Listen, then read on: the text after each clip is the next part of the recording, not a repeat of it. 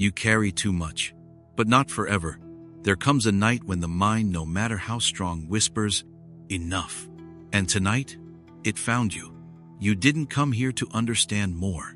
You came because something inside was finally ready to rest. Maybe your thoughts have been spinning quietly, constantly, like wind chimes in a storm. Maybe the ache in your chest has no name, only weight. Maybe you've smiled all day with tired eyes and said, "I'm fine," with a voice that didn't quite believe it. No shame in that, no failure in that. You have not failed because you are weary. You are weary because you've tried. You've tried to hold the world, its expectations, its chaos, its quiet disappointments. You've tried to be calm in a world that never pauses. You've tried to carry your past and shape your future while holding your breath in the present. It's okay. You're not weak. You're full. And what's full does not need to be fixed. It needs to be emptied. Gently, without judgment. This is not a place of answers. It's a place of exhale. You're not asked to be more, or better, or wise. You are asked to be here, as you are, the breath behind the thoughts, the silence beneath the noise. There's a temple waiting, not far, not above, but within. And tonight, the door is open. No need to knock, no need to explain. You have already been seen. You have already been welcomed. This is the room of soft light, and you've made it. So sit now, or lie down. Let the weight you carried in begin to slip from your shoulders. You don't have to hold it tonight. Let the breath deepen.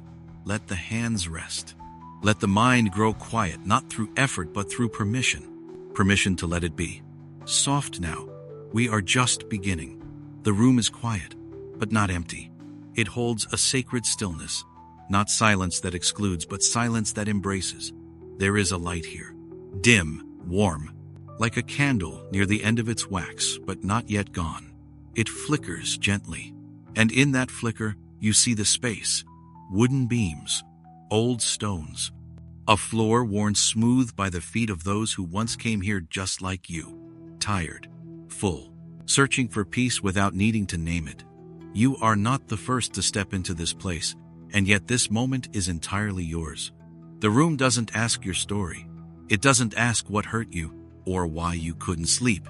It already knows. Not in words, but in breath. This sanctuary breathes with you. It receives your sighs like prayers. It receives your silence like praise.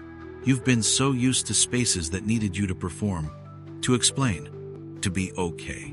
But this room, this sacred room, asks for none of that. Here, your only task is to soften. Let your muscles loosen. Let your mind slow. Not through control, but through trust. There is a mat for you, or a cushion, or perhaps you lie on cool stone.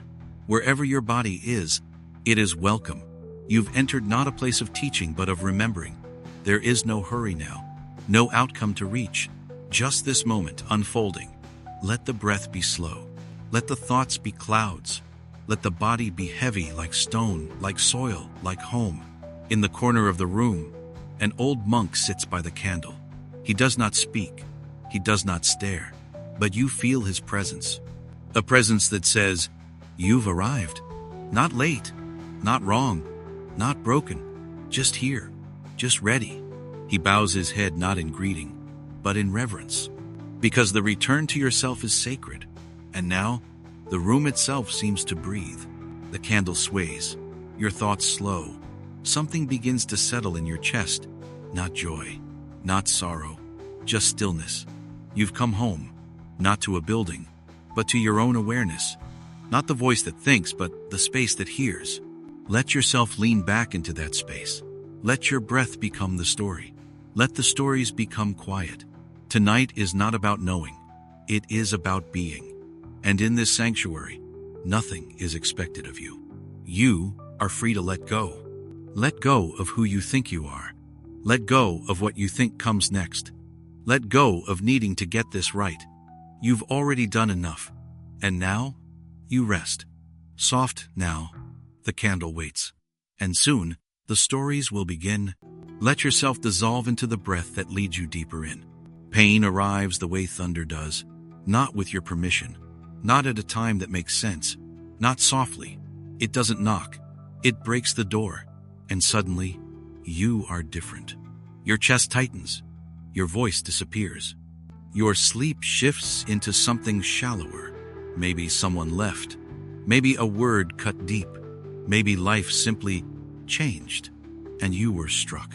The Buddhists call this the first arrow, the one life shoots, the one you couldn't avoid, the one that hurts without your choosing. And still it hurts. It always does. Pain arrives in the body before the mind can catch it. A stomach that turns, a throat that closes, a silence that suddenly feels heavy. You didn't ask for it, but here it is.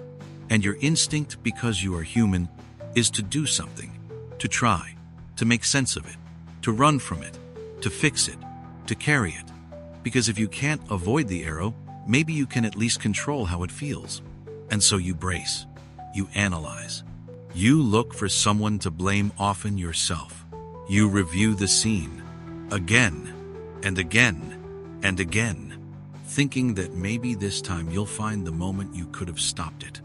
But pain doesn't work like that. It doesn't care how well you planned. It doesn't wait for you to be ready. It just comes, like nightfall, like aging, like the wave that always reaches shore. And still, you resist. And it's okay. Of course you do. Of course you try. You were taught that pain is a problem, something to correct, to escape, to figure out. But pain is not always a problem. Sometimes it is just an arrival, an undeniable reminder that you are alive, that something mattered, that something moved you deep enough to be felt even now. Let yourself feel it, not as punishment but as honesty. The first arrow is real, and real things deserve your presence. So be present, with the ache, with the trembling, with the tears you might never cry but still carry. Let the breath come back, not to fix but to accompany. You are not here to make it go away. You are here to sit beside it. The monk inside you knows how to do that, knows how to sit in silence beside the part of you that hurts and asks for nothing but company. You are already doing it, right now. This stillness, this breath, this quiet listening, it is not weakness, it is sacred. Because the first arrow cannot be undone, but it can be honored. You honor it by softening. You honor it by not abandoning yourself. The pain arrived, yes, but so did you. And in this moment, that's everything. But there is another arrow, the one that doesn't arrive from outside, the one we hold in our own hands, the second arrow. It's not what happened, it's what we told ourselves about what happened. I should have known. It's my fault. I always ruin things. I'm not enough. That is the second arrow. And most of the time, we don't even realize we're holding it. We pick it up the moment we feel pain, because pain without reason feels terrifying. And so the mind searches for something to grasp, and often it lands on blame, shame, control. We think, if I cause this, maybe I can stop it next time. If it's my fault, then at least it makes sense. But pain doesn't need to make sense. It needs to move. It needs to be felt without being punished. You didn't cause the first arrow. You didn't deserve the pain. But you may have kept the second one lodged in your chest long after the wound tried to heal. And you're not wrong for that. We all do it. We repeat the thought. We replay the failure. We rehearse the guilt like it's a song we've memorized by heart. But tonight you can put it down. The second arrow is optional. That's what the Buddha said. And he said it not with judgment but with mercy. Because what's optional can be released. You don't have to keep hurting yourself for being hurt. You don't have to add another wound to the one life already gave you. The mind will say you must, that you deserve it, that you caused it, that if only you were better, stronger, smarter, this would never have happened. But you are already enough, even in pain, even in grief, even in the aftershock of whatever changed your life without asking. Let yourself breathe now, not as a way to rise, but as a way to lay it down. Imagine the second arrow. See it, wherever it lives, in your body, in your chest, your stomach, your throat. Now imagine your hand not pulling it out, but letting it go. You were never meant to hold it forever. Let it fall. Let it melt. Let it return to whatever story birthed it and leave you free. You are not wrong for hurting. You are not wrong for being human. You are allowed to feel sorrow without adding shame. You are allowed to ache without making it a mistake. Let the second arrow fall. Let the breath return. And know you are safe now. Even with the pain. Even with the wound. Even with the scar that may never leave but no longer bleeds. You survived the first arrow. And tonight, you set down the second. Soft now. You've done enough. The breath continues. The story pauses. And the body begins to trust again. Sleep is near. And peace closer still. You came here with so much. And that is okay. You came with questions. You came with knowledge. You came with thoughts you've carried like sacred stones collected from every book, every teacher, every painful lesson you thought you had to understand before you could finally rest.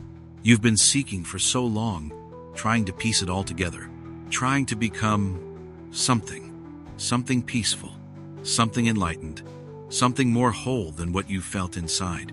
And in the seeking, you've gathered more than your soul knows how to hold. Thoughts about who you are, ideas about what healing should look like, rules for how to be someone worth loving.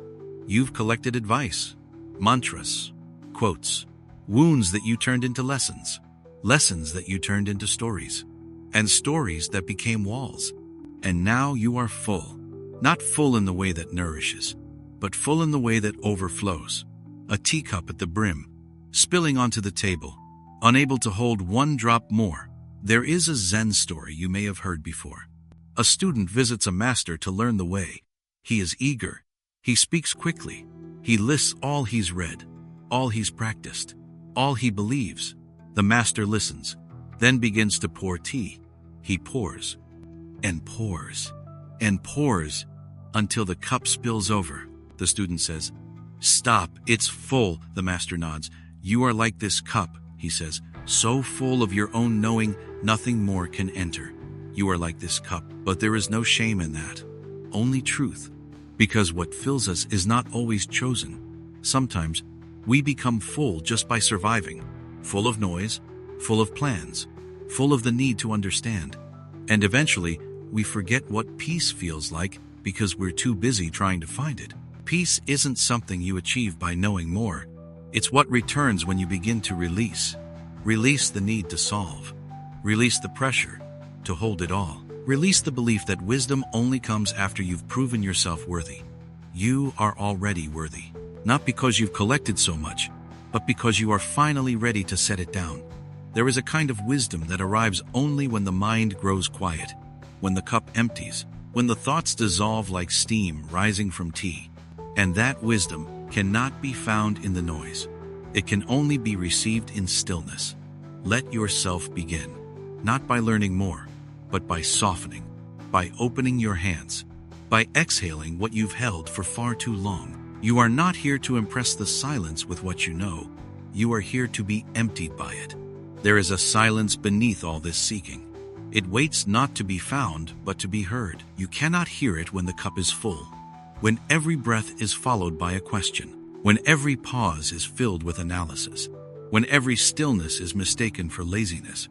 The world taught you to stay full, to keep collecting, to always have a reason. But the deeper path is not about more, it's about less. Less grasping, less explaining, less trying to force peace to look like something you can define. Let yourself empty, not all at once, not through force, but gently, like a river giving itself back to the sea. Let go of needing to get it right. Let go of spiritual performance. Let go of measuring your growth like it's a race you're trying to win. You are not behind. You are not failing. You are simply full. And now, you are ready to be poured out. Feel the breath enter, then leave. Feel the thoughts rise, then pass. You do not need to grab them. You do not need to hold them. You can let them fall like leaves in a windless forest.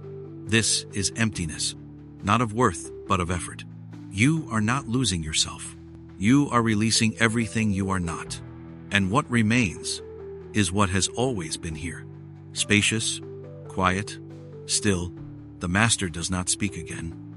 He simply places the teapot down. The student understands. Without explanation, without another word. Sometimes the greatest lesson is not what's said, but what's left unsaid. You are not here to be told who you are. You are here to feel who you've always been. The breath returns again, softer now, slower. The body begins to trust. The mind begins to loosen. The cup begins to empty. And in that emptiness you find space. Space to feel, to heal, to listen. You do not have to know what comes next.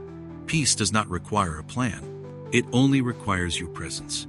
Feel that now. Let the breath lengthen. Let the thoughts stretch out like clouds at dusk. Let the silence grow warm inside your chest. You have nothing to prove here. No one to convince. No mask to wear. No lesson to pass. This is not school. This is not a performance. This is a return. Return to the place inside you that has always known how to rest. And in that rest, you become receptive. To beauty, to love, to quiet knowing, not from effort but from surrender. Let yourself be poured out. Let the fullness go. Let the mind settle. Let the stories pause. You are not missing anything. You are simply becoming light enough to feel what was always here. A peace so wide it does not speak. A peace so whole it needs no explanation. Just space. Just stillness. Just you as you are now. No more cups to fill. No more answers to chase. Only this. The sound of silence settling around you like snowfall in a forest. Soft. Complete. Enough. The cup is empty now. And in its emptiness, there is peace. There is a path on the mountain. Old, narrow, silent, carved by years of feet and hooves and prayers. And on this path stands a horse. Not galloping, not grazing, not broken. Just stuck.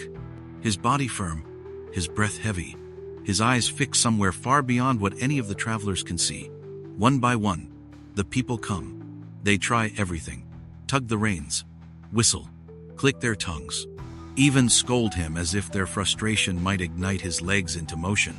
But the horse will not move. He's not injured, not ill, not lost. He's just still. And in the eyes of the world, stillness is failure. So they push harder, yank, yell, shame.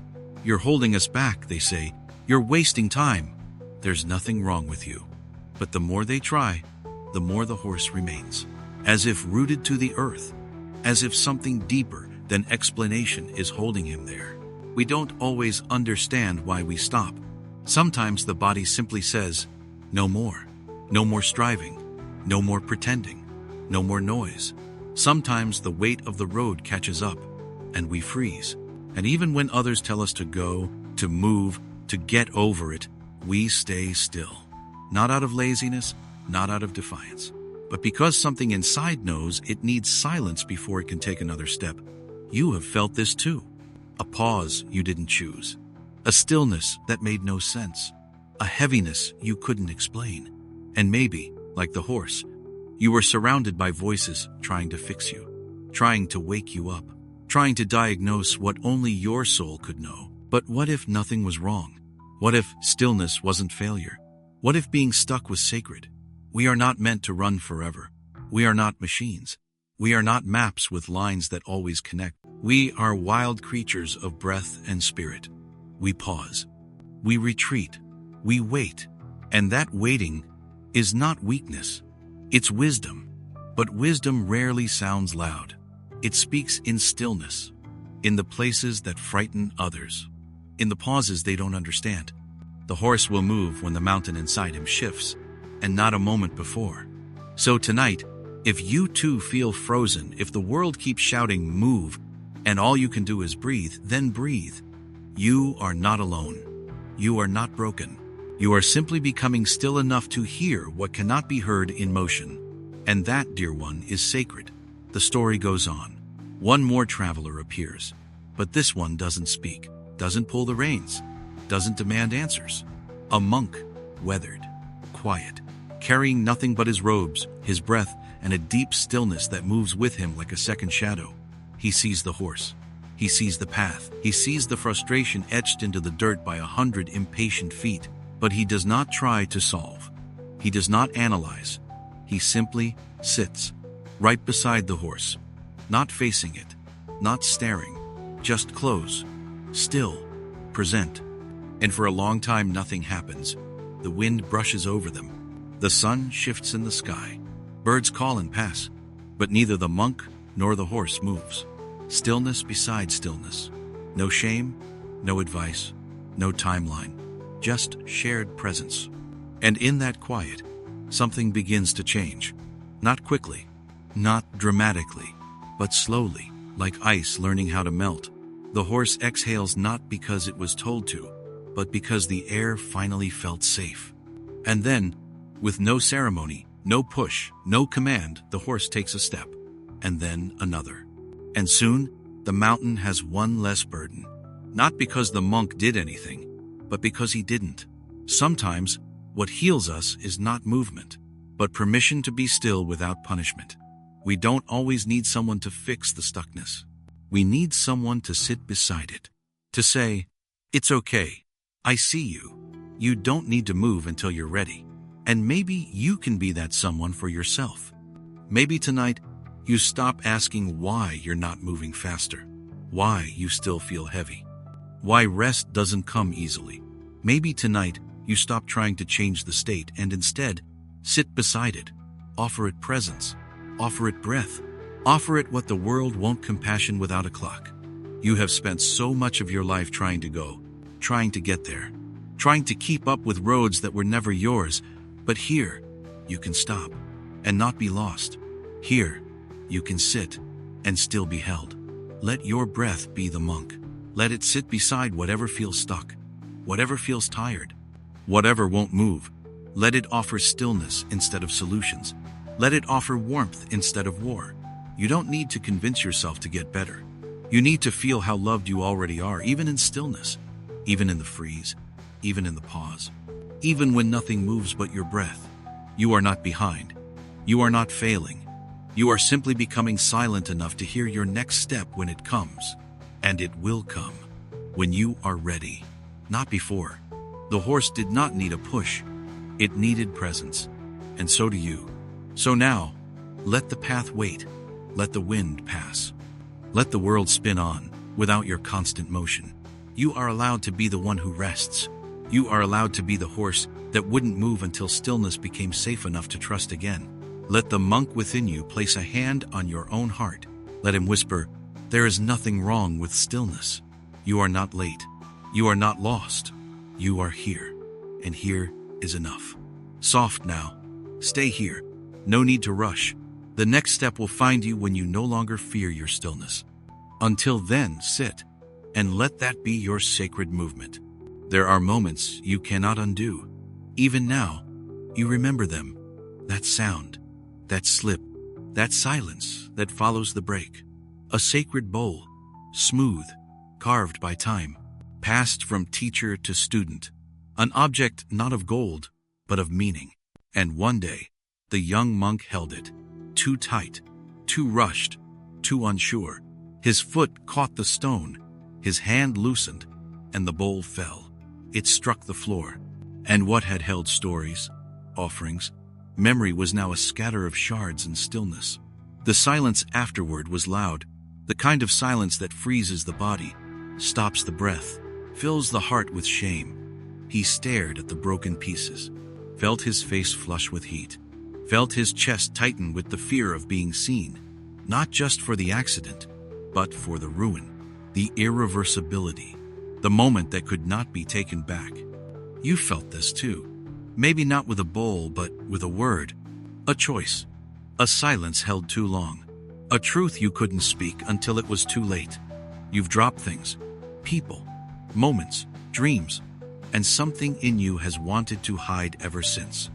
The monk swept the pieces into his robe, quickly, quietly. He tucked them in the corner behind the altar, behind the place where sacred things are kept. He thought, if no one sees, maybe it didn't happen. But it did, and no hiding can undo the sound of a shatter. He walked differently that day. He bowed lower, he smiled less.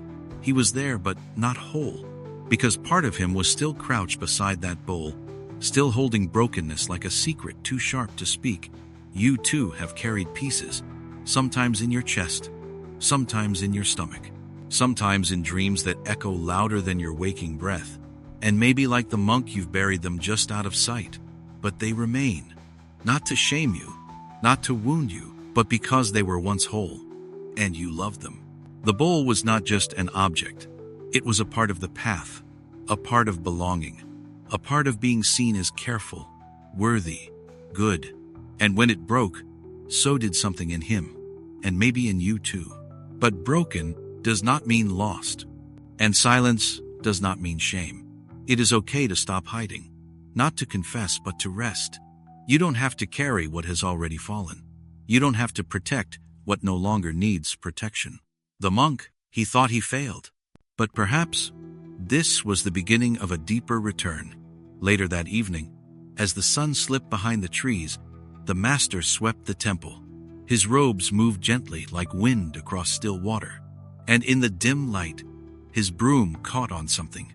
A shard, then another, and another, until the silence gave way to truth. He knew, not from anger, not from judgment, but because a master always feels what is buried beneath his student's breath. He gathered the pieces, held them in his hands, not like trash, but like memory, like life, and he said nothing. Until morning. When the monks gathered for tea and meditation, he quietly approached the boy, the one who had not slept, the one whose shoulders still carried the weight of pretending. He said, "Walk with me." No one followed. No one knew. They stepped into the garden, to the place where stones were laid in circles, where incense sometimes burned without a name. The master opened his hand. The broken bowl lay there, still fractured, still sharp, still beautiful. He said only this, "Let it return to the earth." No anger, no scolding, no lesson, just release. The monk's throat caught, his eyes filled, not with fear but with relief. He had expected punishment. He received peace. He had expected to be exiled. He was brought closer. He had expected shame, but what he felt was forgiveness. Not the kind you beg for, the kind that is given before you ask. Let it return to the earth. You do not need to carry it anymore. You do not need to rebuild it, to glue the past back together, to prove that you are worthy of sacred things. Your worth was never in the bowl. It was always in your breath, your silence, your willingness to kneel even when your hands are empty. And now you are invited to kneel again, not in shame, but in freedom. Lay the pieces down, not just the broken bowl, but everything it represents, the regret, the moment you wish you could change, the version of yourself that cracked under pressure. Lay it down. Let it return to the earth. Let it become dust that feeds the soil. Let it dissolve into something softer than blame. You have suffered long enough for what was never meant to define you. The master did not ask, "Why did you drop it?" He did not ask, "How could you?" He only said, "Let it go." And that, dear one, is the wisdom you are ready to receive. What is broken is not your enemy. It is a door, a passage, a return to the part of you that remembers how to be whole without needing to be perfect.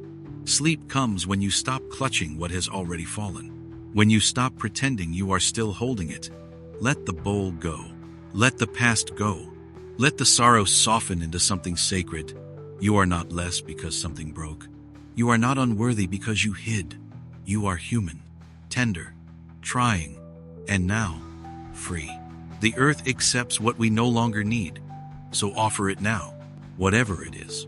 That memory, that failure, that story you keep telling yourself at 2 a.m. Offer it, not to be fixed, but to be finished. Let it return. Let it rest. Let the silence around you now become your comfort, not your punishment. The master smiles. The monk breathes again. The garden is quiet. The bowl is gone. But something greater remains. Peace. Not because nothing broke, but because something within you is finally allowed to heal. Sleep now. The earth has taken your offering, and you are whole again. It was just before evening. The bells had rung. The sky was turning a pale silver, and the monastery was quiet, except for a sound almost too small to notice. A whimper, then a breath, then a tear falling onto cold stone. In the far corner of the temple, just beyond the last row of cushions, a child sat curled in shadow, his robes too long for his legs, his knees pulled to his chest, his face buried, not in prayer but in grief. He did not speak. He did not move. He cried the way only a child can cry when he no longer knows how to hold everything in. You've met this child before. Not in the temple, but in yourself. The one inside who aches without language, who holds years of being misunderstood, ignored, scolded for feeling too much. The one who stayed quiet so others wouldn't leave. The one who cried silently when no one was watching. You learned early how to tuck your sadness behind smiles, how to dry your own tears before they made anyone uncomfortable. But the crying boy in the temple, he could no longer hold back. His sorrow slipped through the cracks, and the silence around him did not stop it. He didn't need advice. He didn't need a solution. He didn't need to be reminded to breathe. He just needed someone to sit beside him without needing him to be okay. And that someone came. A monk, old, slow-moving, gentle as dusk. He didn't speak, didn't kneel in urgency, didn't ask questions. He simply saw, and seeing, he sat. No words, no fixing, no explanations, just presence. The boy did not notice at first, his face still hidden, his sobs still small. But the silence had changed. It was no longer empty. It was no longer cold. It had a heartbeat now, a rhythm of shared breath, a warmth that asked nothing except to stay. The monk didn't offer comfort with hands or stories. He let the quiet become a blanket for the boy's pain. And slowly, the boy's breath softened. Not because he was told to calm down, but because he no longer had to cry alone. You know this feeling, that longing to simply be seen without being asked to explain, to fall apart without being told to be strong. Tonight, you are that child, and you are not alone. Let the tears fall if they are there. Let the body curl inward if it needs to. You don't need to make sense of your sadness. You don't need to fix anything before you sleep. There is a monk sitting beside you now, and he doesn't need you to feel better. He is here to keep you company in your sorrow. And somehow, that changes everything. The monk stayed. He didn't speak of impermanence. He didn't mention the eightfold path. He didn't say, "This too shall pass." He simply sat and breathed and waited. Not for the crying to stop, but for the silence to soften. The boy eventually looked up, not with words, but with the eyes of someone who didn't know if he was allowed to be held. The monk met his gaze, kind, slow, present. He didn't ask, "What's wrong?" He asked nothing at all, because some pain lives beyond language. Some grief does not want to be touched, only witnessed. And so they sat, two bodies sharing one quiet breath. And in that stillness, something happened. Not quickly, not like a lesson, more like a slow warmth rising in winter. The boy leaned, just slightly, just enough to feel the edge of presence. And the monk leaned too, until their shoulders met, not as rescue, but as reminder. You do not have to hold this alone. You have longed for this moment, not in temples, but in your own aching. To be comforted without being changed. To be seen without being evaluated. To be held without being told you should already be okay. The child in you has cried in so many corners, silent ones, secret ones, dreams where you were left behind or blamed or forgotten. But tonight, you are not forgotten. Tonight, there is presence, not to heal you, but to hold you exactly as you are. No pretending, no pleasing, no explanation. You do not need to shrink. You do not need to perform peace when sorrow is still in your bones. You can be soft here, and sorrowful, and safe. Let the breath move as the monk would, slow, unhurried, without expectation. Let the body melt, as the boy did, slowly, as trust began to return. You are not too emotional. You are not too much. You are not broken for feeling deeply. You are simply human. And human beings need stillness beside them when the ache rises. Let this stillness be your companion tonight. Let it sit beside your grief, your disappointment, your tender memories. You don't need to explain why it still hurts. You don't need to prove that you've done enough inner work. You only need to breathe. The monk stays. The boy stays. And you stay. In this quiet, in this soft return, in this knowing, you are not alone. Eventually, the boy rests his head against the monk's arm. His tears slow. His breath deepens. The world does not rush him. No one tells him it's time to let go, to grow up, to move on. Because sometimes, healing is just this, a silent presence, a patient witness, a love that asks nothing in return. Let yourself fall into that now. Let yourself be the child who no longer needs to be strong. Let the monk inside you rise and wrap his arms around your own trembling. Let the silence become warm enough to trust. And sleep, let it arrive. Not because you are finished crying, but because you are no longer crying alone. Here, you are held. You are seen. You are sacred. Soft now. It's okay. The corner is not empty anymore. There is love here. And tonight it does not need words, only breath, only stillness, only you. The monastery had stood for centuries. Its walls held echoes of chants long faded, footsteps long vanished, and teachings copied generation after generation with trembling devotion. Scriptures lined the shelves. Scrolls, calligraphy, sutras copied by candlelight, ink made from soot and breath. The sacred was everywhere, and every student knew the rules. Bow to the page, memorize the words, recite them as if each syllable could save you. And for many, it brought peace. But for some, it became a weight, a pressure to get it right, to sound wise, to know more, to grasp the ungraspable with clenched hands. And among them was a young monk with a restless heart. He tried. He studied until dawn. He recited until his voice went dry. He copied sutras until the ink bled through the paper. He wanted to understand. He wanted to arrive. He believed that if he could just learn enough, read enough, do it all right, he would finally feel still. But stillness never came. The more he read, the more questions rose. The more he grasped, the more distant the truth became. He began to fear his own confusion. He wore his robes like armor, hoping no one would notice how lost he felt inside. And then came the master. He was old, older than most remembered. His eyes held the kind of calm that comes when there is nothing left to prove. And one morning, without warning, he entered the library. He stood before the shelves. He touched the bindings like he was saying goodbye.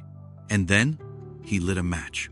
The fire was small at first, just a flicker, but then it caught. And scroll by scroll, word by word, the scriptures burned.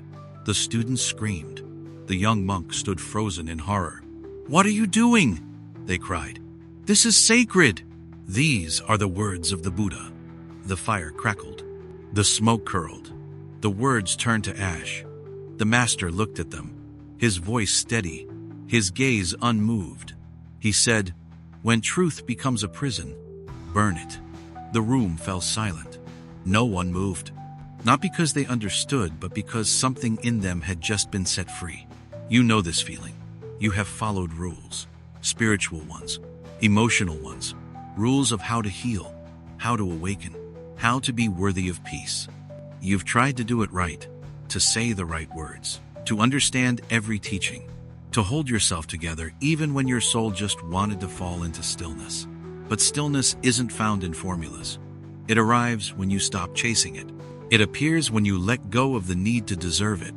The master didn't burn truth. He burned the attachment to how truth must appear. He burned the fear that you must earn your place in silence. He burned the lie that peace is for those who know enough.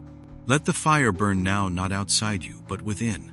Let it take the pressure, the guilt, the need to get it all right. Let it take the voice in your head that whispers, "If only I were more enlightened. If only I knew more, then I could rest." Let it all go. Truth does not ask for performance. It asks for presence. And presence needs nothing from you except that you be here. Just here. Not wise. Not enlightened. Just breathing. The monk stood in the smoke. He watched centuries turn to cinder, and something in him broke open. Not in fear, but in freedom.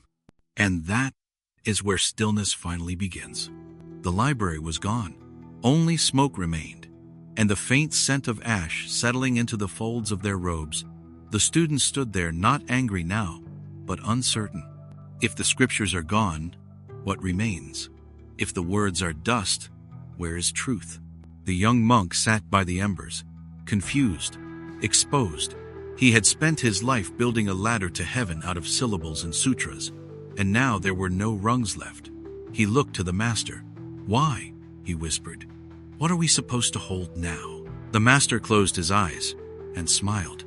"Nothing," he said. "That is the gift." And in the silence that followed, a strange peace entered the room. Not the kind you learn, not the kind that comes from being right, but the kind that slips in when the walls fall down and you realize you don't need to be anyone else to be home. You have spent so long searching, reading, practicing, perfecting, hoping the next idea will unlock the peace you're aching for. But what if the peace was never locked? What if it was always here beneath the pages, beneath the names, beneath the layers of trying? You do not have to abandon learning. You do not have to disrespect the sacred. But sometimes, the most sacred act is to release the crutch, to stop worshiping the words and begin living them. Not perfectly, not eloquently, but honestly. Breathe. That is a teaching. Be still. That is a scripture. Let your tears come without shame. That is the practice. You do not need to memorize peace. You only need to trust it. The master did not destroy. He cleared space for silence to speak again, for truth to breathe without being caged by doctrine. And now, you are invited into that space. To sit with nothing to prove, to rest without performing understanding, to be without explaining why. Let the mind unwind now. Let the thoughts drift. Let the teachings fade like smoke returning to the sky. You are not here to become perfect. You are here to become present. The fire did not burn away the sacred. It revealed that the sacred was never in the paper. It was always in the breath, in the pause, in the space between thoughts. You have looked to teachings to find the path. Now let the path find you. Not through effort, but through surrender. Not through knowledge, but through being. The monk who once feared not knowing now sat with no answer and no urgency. And for the first time, his shoulders dropped. His eyes softened. Because he wasn't missing anything. He was just here. And it was enough. So now, release the grip. On doctrine. On outcome. On trying to deserve your rest. You already do. Truth has no walls. No scripts. No ladder. It is the sky. And you are the sky too. Vast, spacious, unwritten. Let the fire burn what no longer serves. Let the stillness rise where the teachings used to stand. And sleep, let it arrive. Not because you mastered it, but because you remembered. Peace does not need your effort. It only needs your presence. The scriptures are gone, but the silence that remains is enough. And in that silence, so are you. There was once a wave that rose higher than the rest, not taller in pride, not greater in might, but larger because it carried a question shaped like fear. What happens when I fall? The wave had watched others rise and crash. It had seen the sea lift a form into the sky and then let it go. Spray, foam, scatter, gone. Where do they go? What remains after the crest collapses? The wave did not want to fall. It wanted to hold its shape, to stay tall, important, visible, to be something. You felt this too. The quiet panic beneath your roles. The fear that when you stop achieving, when the image drops, when control loosens, you will disappear. So you've held on to identity, to titles, to being seen as useful, smart, good. But something in you is tired. Not tired of being, tired of pretending that you are not already part of something vast. The wave watched its edges shimmer in the sun. It felt the wind lift its spine. It saw others nearby begin to curl, then crash, and still, it resisted. It feared the end of itself, the end of being known, the end of being separate. You too have feared this. What happens when you're no longer needed, no longer admired, No longer the you worked so hard to become. Who are you without your waveness? Who are you without your name? The wave watched the horizon, watched the next set roll in, watched the endless rhythm of rise and fall. And still, it clenched. I don't want to stop being me, it whispered. I don't want to become nothing. But that fear was never truth. It was a memory that forgot what water is. Because a wave is not other than the ocean. It is simply the ocean temporarily visible, momentarily shaped, momentarily called you. And all your fear comes from forgetting what you are made of. You were never only the crest, only the surface, only the form. You are water, and water cannot fall. It only returns. The wave crested. It rose one last time into the gold of the sun, the hush of the evening, the knowing that could not be spoken. And then it let go, not in defeat, but in return. It surrendered its edge, its rise, its need to stand apart. And in that surrender, there was no crash, no violence, no ending, only rejoining. The sea welcomed it like breath returning home, like a name melting back into silence. And the wave that had once feared falling remembered it had never left. It had never been alone, and neither have you. You are not separate from peace, not cut off from truth, not outside the whole. You are a temporary shimmer in the great water, and your return is not your loss. It is your expansion, the anxiety, the striving to hold yourself together, to be enough, to control your becoming. That is the fear of the wave. But the ocean needs no holding. It simply is. It does not try to prove itself. It does not try to preserve itself. It allows what comes. It receives what goes. And beneath the waves, beneath the surface of self, you are already still, already whole, already held in something without beginning or end. Let yourself return now, not with thought, not with knowing, but with soft release. Feel the breath ease. Feel the body fall into bed like water into its basin. Let the past melt into the wide sea. Let tomorrow drift beyond the tide. You are not losing yourself when you let go. You are meeting yourself more truly. The ocean does not ask for performance. It welcomes even the smallest drop home. You do not need to be wise tonight. You do not need to understand. You only need to rest. The wave is not judged for its fear. It is loved for its journey. And so are you. You've risen. You've resisted. You've tried to stay together even as life pulled you in all directions. But now you can stop clenching. Let go. Fall. Not into nothingness, but into belonging. The sea is here, and you are already part of it. No edge to defend. No image to hold. No self that must be protected. Only being. Only breath. Only presence without name. Sleep now. Not because you've earned it. Not because you've finished the search. Sleep because you have remembered. You are not just the wave.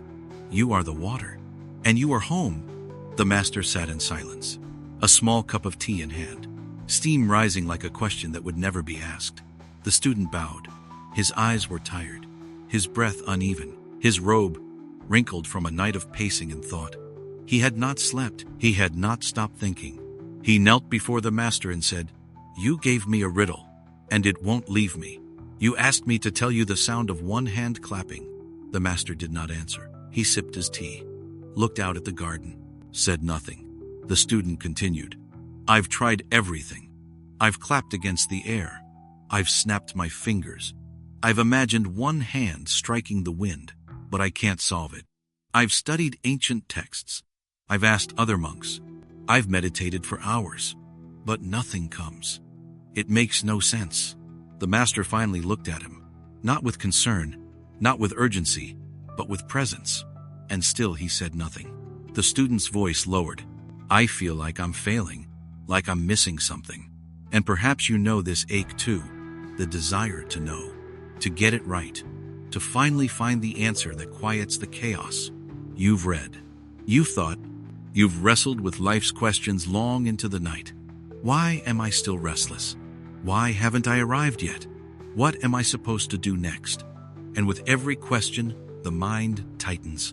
With every theory, the body forgets how to breathe. The student stayed kneeling, not for formality, but because he did not know how to stand without a solution. He looked at the master and whispered, "Please, I just want to understand." The master nodded once, then spoke softly, "Then you must stop trying." The student blinked. "I don't understand." "Exactly," the master said, and then he closed his eyes. "You've been here, not in a monastery but in your own mind, trapped in the spinning wheel of searching for peace, for closure, for meaning. You've tried to think your way into stillness, to reason your way into rest, but thought can only take you so far. It leads you to the door, but it cannot open it. Some answers cannot be found, because they were never missing. They were waiting beneath the noise." The student left the master's room in silence, not enlightened, not at peace, but emptied of effort, and something in him began to shift. That night, the student did not try. He did not pace. He did not chant. He did not reread the old scrolls. He simply sat under the stars, under the weight of not knowing.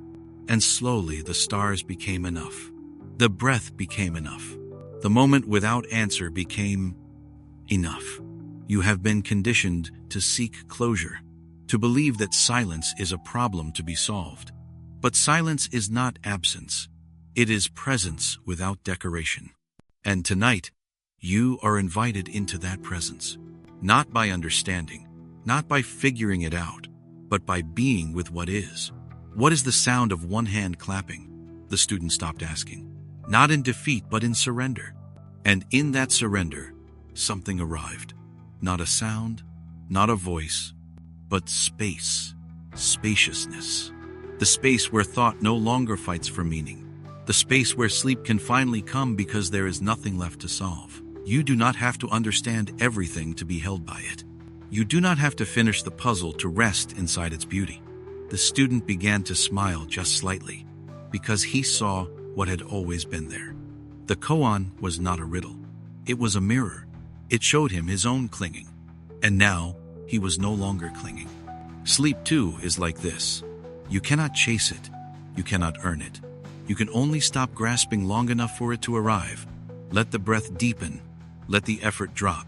Let the questions float like petals on a stream. You do not need to explain this moment. You are not here to achieve rest. You are here to remember it. The master later said, "The koan is not meant to be answered. It is meant to empty you until only presence remains. Let yourself be emptied now of interpretation, of struggle, of control. Let the silence surround you without needing to entertain you. Let the darkness wrap you without fear. Let this mystery not frighten you, but free you. Because sometimes truth whispers loudest through what cannot be said. There is no sound of one hand clapping, and yet you hear something now. The hush, the stillness, the deep awareness beneath all doing. And it says, you are already whole. Even when you don't know how, even when there are no answers, even when the mind wants more, you are enough in this breath. You are home in this moment. Nothing more is needed. Sleep now. Not because you solved it, but because you stopped solving. And in the center of that surrender, peace waits. Soft, silent, and real. The student returned again, not with more questions, not with clever arguments, not with a litany of experiences or spiritual achievements.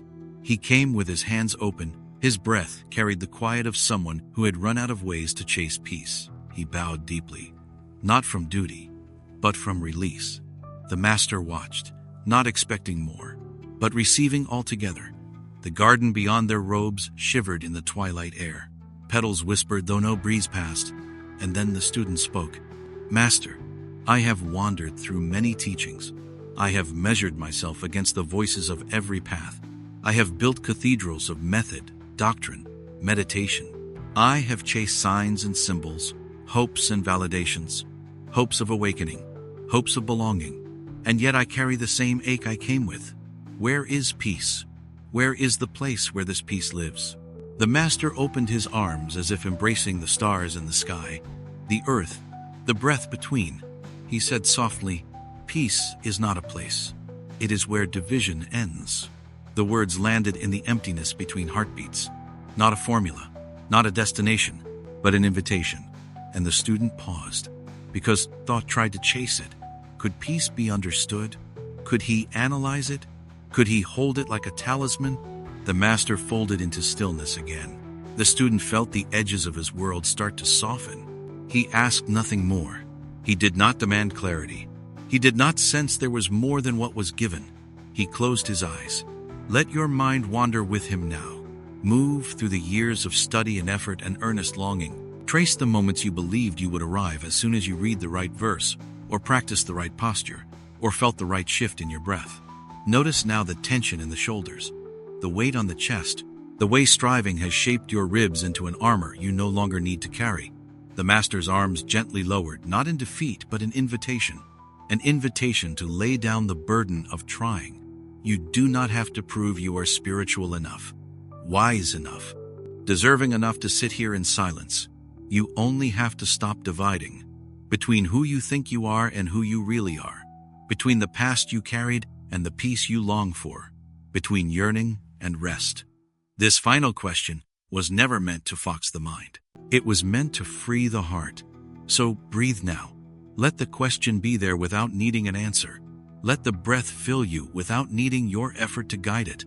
Allow the garden around you to be present without explanation. Breathe in the silence, not as concept, but as presence. You have walked far. You have read much. You have tried to become. Let that path dissolve now. Let the waters of peace not be found in the travel, but in the arrival to stillness.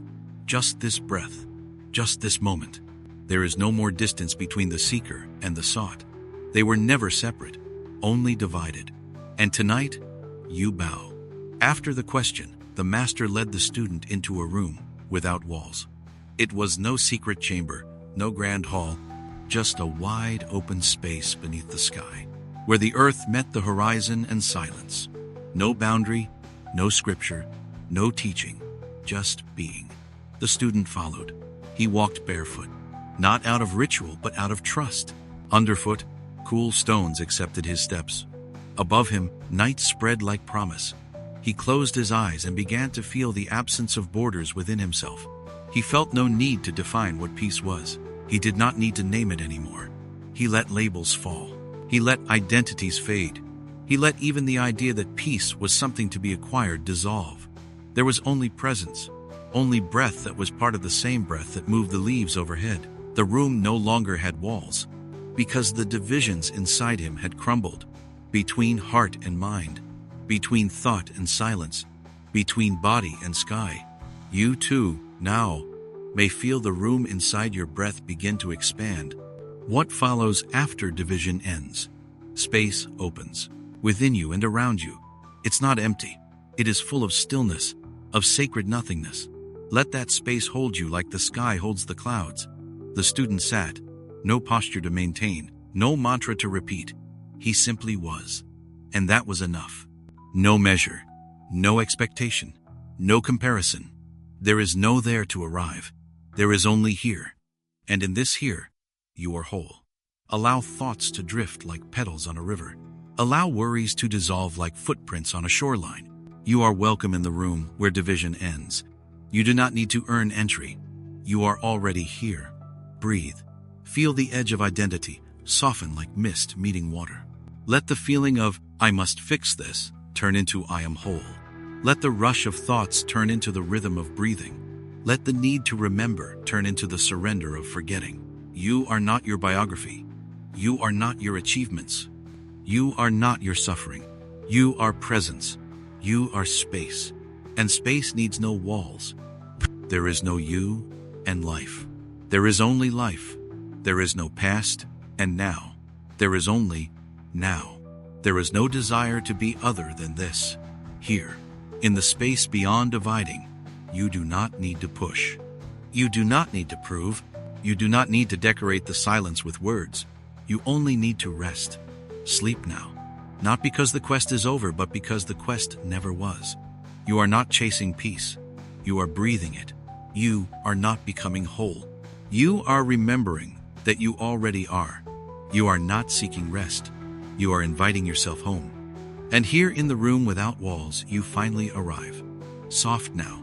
Let yourself dissolve. Let the walls fall not by force but by forgiveness. Let the names fall not by error but by compassion. Let the breath go home not by guidance but by grace. You do not need to fix anything. You do not need to become anything. You only need to be, and being is enough. That is this room. That is this moment. That is your prayer fulfilled. Sleep now, in the space where division ends, and know you are not separate from peace. You never were. The candle burns low. Its flame is small now, worn thin by evening air, worn steady by time. It flickers once, and you feel its breath against your skin, soft, steady, complete. You're lying still, in the room with no walls, in the space where division ends, and now another journey closes. The flame does not speak, it does not call, yet somehow it remembers you. It watched while your mind chased silence. It stayed while your heart untangled. It glowed beneath your tears, beneath your fears, beneath your slow returning to yourself. Close your eyes. Feel the warmth that remains after the stories. Find their rest. The flame does not judge when the mind is loud. It does not waver when the grief returns. It simply shines without demand. You have walked far, through each lesson, each koan, each story, woven from ancient whisper and modern ache. You met pain without running. You sat with sorrow without fixing. You let knowledge overflow until emptiness could enter. You offered stillness to frozen hearts. You laid down shame like cracked vessels that returned to earth. You felt grief's tears sit beside you and did not leave. You watched the fire consume doctrine without fear. You learned you are not the wave, you are the ocean. You saw the search, stop chasing and rest in silence where answer never leaves. Every section led you here, not to conclusion but to quiet. The final candle knows all of this. It does not flicker in fear. It does not vanish in doubt. It steadies in the breathing dark. Tonight, you no longer hold. You no longer cross from thought to insight. You simply rest in the slow decline of sacred light. Let your body sink. Let your breath grow wide, horizons of peace opening with each exhale. Feel the candle breathe with you. Its flame a soft mirror for your dwindling striving. Because the light did not come to guide you. It came to remind you that you already are light. Even in shadow. Even in stillness. Even now. No flame remains but within. You carried so much. And now, most of it has settled. No regret. No holding back. Only remembrance of what always was. Let the flame come close now, not to burn you, but to warm you with presence. You are not seeking. You are not climbing. You are not wandering. You are resting. And the flame watches with blessing. You once feared endings. But endings are petals falling into soil that seeds new green. This journey was not a building. It was a returning. To breath. To body. To self. Let yourself melt like wax returns to wick. Like glow returns to silence. Like story returns to stillness. Feel the edges soften. Feel thought retreat. Feel the candle bowing to the nothingness that holds everything. Soften now. Let your shoulders dissolve. Let your jaw soften. Let your limbs become like autumn leaves, letting go without fear. You do not need to fix. You do not need to prove. The flame holds nothing not already held, and you may sleep within its memory. Soft now, the flame watches you. Silently, lovingly, completely. The flame fades, not with force but with grace. Its light retreats into the dark, like breath returning to stillness. Darkness is not absence. It is the womb where rest begins. You lie in the hush now, not falling into void but falling into belonging. There are no walls, no temple, no name, only you, only breath, only the sacred that was always here. The stories are complete. They have served. They have guided. They have soothed. Now they rest. You rest. There is nothing left to fix. Nothing to chase. Nothing to evolve. Just this. Just silence. Your body hums with the slow rhythm of life, unburdened. Your mind scatters like evening fog, gentle, dissolving, serene. You are not drifting. You are returning to the origin of your softness. Darkness embraces you like a mother holds her child before dawn breaks. It does not hush you. It welcomes without words. Let your breath grow seamless. Let your being be boundaryless. Tonight, sleep is not earned. It is reclaimed. Not by effort, but by surrender. You do not have to become. You are. You do not have to remember. You already are. There is no you behind your breath. There is no seeker inside your stillness. Only presence. Only rest. Only peace without end. Let yourself drift not outside peace, but within it. Not because you close this journey, but because this journey was never something to close. It was how you came home. And home holds you now. No need for departure, no need for arrival. Just presence. Just sleep. Just breath softly exhaling all that is complete. Feel the softness under your cheek. Feel the quiet lull your bones into safety. Feel the dark kiss the flame good night. Feel the light turn inward and echo in the chamber of your chest. You are sacred. Because you are here. Because you have returned. Because you have bowed. The candle is out, but the flame lives in you. May you carry it quietly through dreams. May you remember that your stillness makes no demand. May you awaken not to more questions but to deeper breaths. May you wake knowing you are enough. Not because you did, but because you are. Do not fear the darkness.